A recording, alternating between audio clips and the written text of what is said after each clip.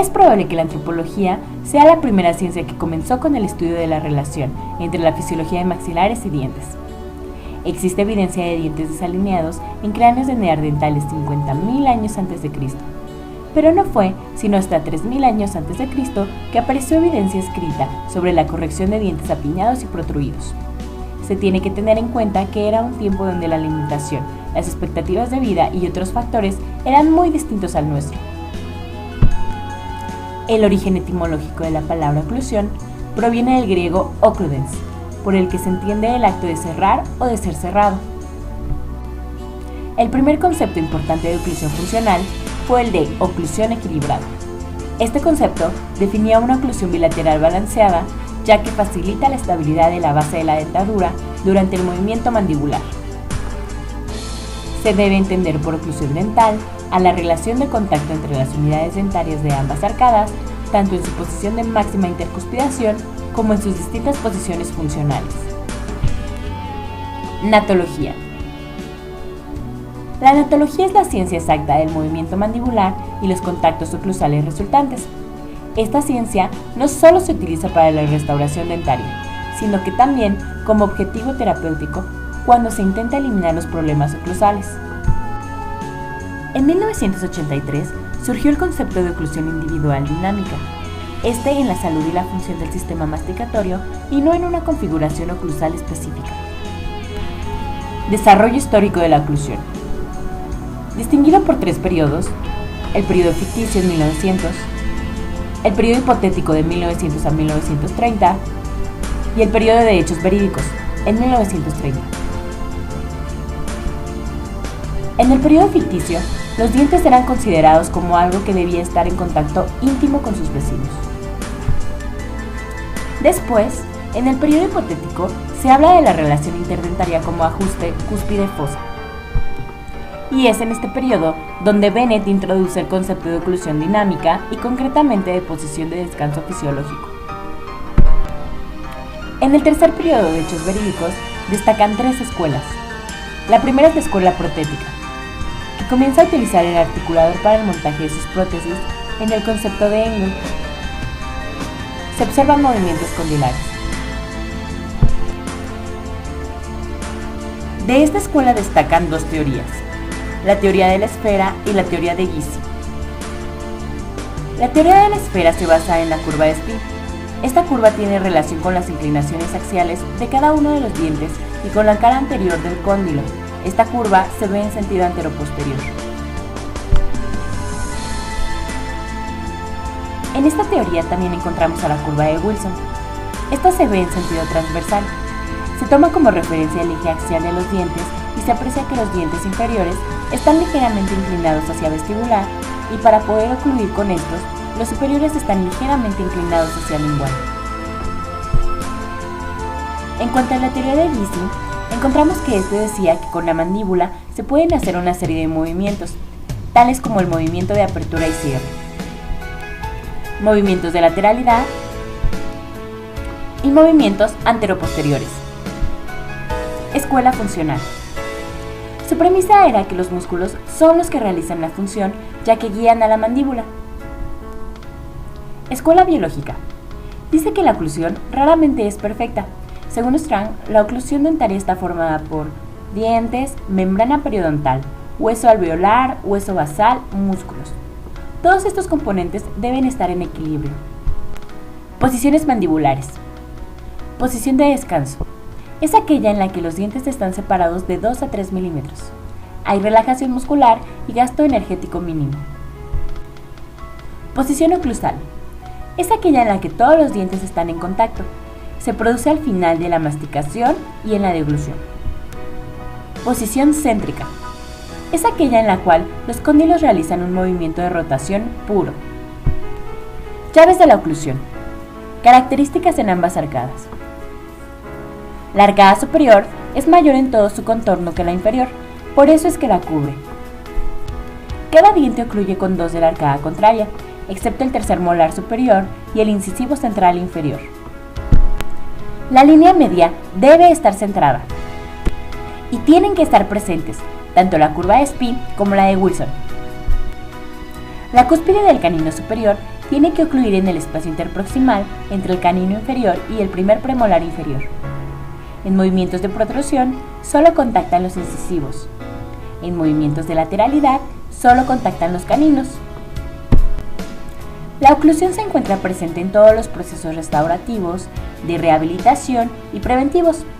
Por lo tanto, la integración de los conocimientos básicos de oclusión permitirá realizar la valoración amplia y con un criterio funcional en beneficio de la salud del sistema estomatognático y por ende el bienestar del individuo. El diagnóstico en oclusión nos permite conocer el estado funcional de las estructuras del sistema estomatognático, o en caso contrario, el estado patológico en el que se encuentra afectado algún elemento de este. Oclusión funcional óptima. Esta pretende eliminar las alteraciones relacionadas a la oclusión y restaurar una dentición mutilada. Posición articular óptima, ortopédicamente estable. La odontología actual corresponde a una línea de odontología que tiende cada vez más a los conocimientos científicos y a la especialización por áreas. Dentro de la odontología estética, este hecho se traduce en que el odontólogo busque realizar rehabilitaciones que devuelven la estética, la función y la anatomía de las piezas dentarias.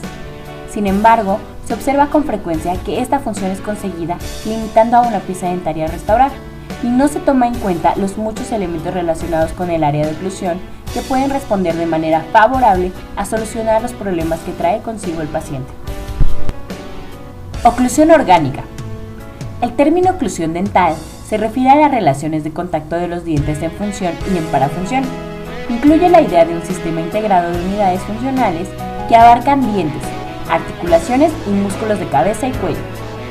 Los requisitos fisiológicos que se deberán contemplar en una oclusión orgánica son los siguientes: axialidad, estabilidad, no interferencia, alineación tridimensional. Enfoque multidisciplinario de la oclusión. La oclusión es fundamental en el quehacer odontológico y representa la principal causa de éxito o fracaso de los tratamientos.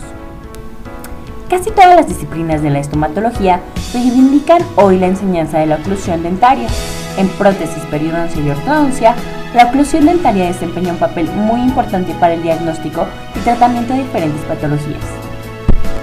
Con demasiada frecuencia, los estomatólogos se encuentran desorientados frente a los problemas prácticos presentados por la oclusión dentaria, las disfunciones oclusales y las dificultades de su tratamiento.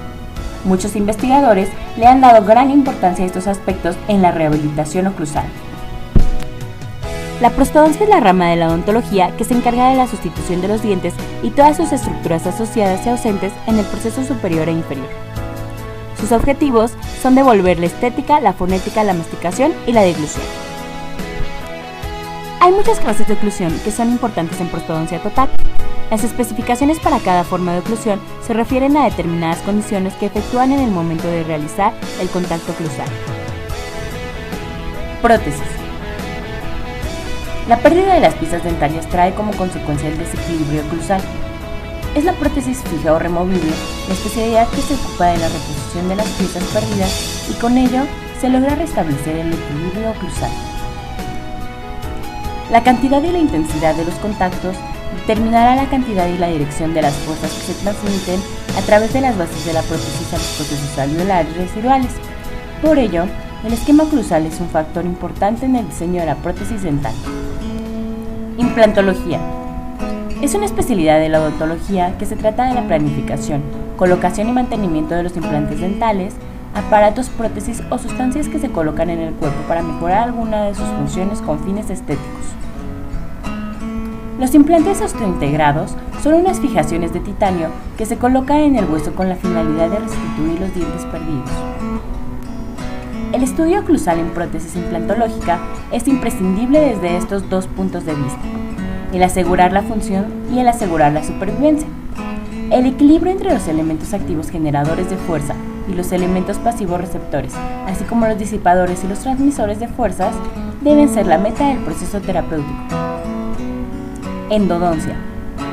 Tal vez sea la endodoncia la especialidad menos afectada por la oclusión, ya que tratándose de intervenciones en el medio interno dental, esta puede funcionar aún estando el diente fuera de todo contacto, aunque cuando la armonía de los componentes de una oclusión funcional óptima es perturbada por algún tipo de desajuste, pérdida o excesivo de contacto, interferencia oclusal, contacto prematuro o algún otro factor, se llega a desencadenar alteraciones en el patrón normal de la apertura y el cierre de la boca, así como disfunción de la ATM, bruxismo y una patología importante llamada trauma oclusal.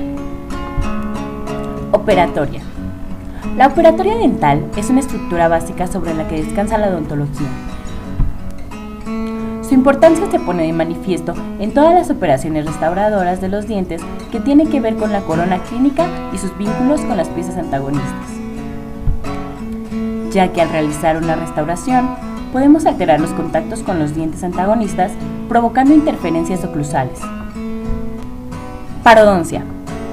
Entra en el campo de la oclusión con un enfoque particular en los tejidos periodontales. El periodonto se compone de estos tejidos que rodean, apoyan y están conectados a los dientes.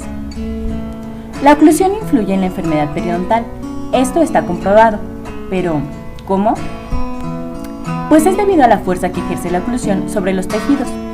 Esto puede dañar, y si se tiene una mala oclusión, se puede obviar la destrucción periodontal. El comportamiento que las estructuras tienen durante la masticación influye sobre el periodonto.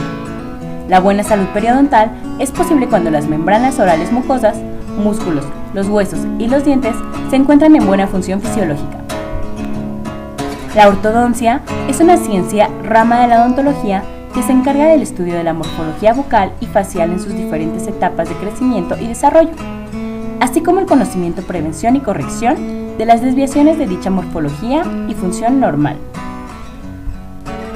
Esta ciencia no solo se limita a la corrección de anomalías faciales, sino también a la correcta oclusión dentaria, la alineación de los dientes con fines estéticos y funcionales y en general el bienestar del aparato estomatognático.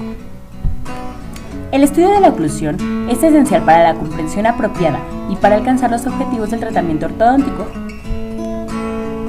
Odontopediatría. Las características de la oclusión durante la dentición primaria se consideran precursoras de las características de la oclusión en la dentición permanente, de ahí la importancia de su comprensión y entendimiento. La dentición decidua varía en tamaño, posición y forma, permitiendo esto una amplia variedad de relaciones oclusales cuya repercusión en la dentición permanente es definitiva. La cirugía ortognática es la cirugía correctora de las deformidades faciales. Es realizada por un cirujano maxilofacial para la corrección de una gran variedad de alteraciones esqueléticas de los huesos faciales y de irregularidades en la oclusión dental. Corrección de una protrusión mandibular. En numerosas ocasiones, el problema de discrepancia reside en la falta de proyección anterior del maxilar superior. Estéticamente, es más favorable avanzar el maxilar superior, proporcionando un mejor soporte para la región del labio superior y nariz. Posteriormente, se fijan los maxilares en su nueva posición con mini placas y tornillos. Corrección de la mordida abierta. Deformidad compleja que muchas veces requiere segmentar el maxilar superior en 3 partes para que contacten los dientes anteriores. Corrección de una retrusión mandibular o un mentón retruido. Se realizan osteotomías en la mandíbula que permiten el avance de la proporción anterior mandibular con los dientes inferiores o el avance del mentón de acuerdo con las necesidades de cada caso. La oclusión es un factor reemplazable e inevitable en la práctica odontológica. Es parte fundamental de la mayoría de los tratamientos y es importante analizar y comprender a la oclusión como el precursor de todas las áreas odontológicas. De esto dependerá el éxito o el fracaso de nuestros tratamientos en un futuro.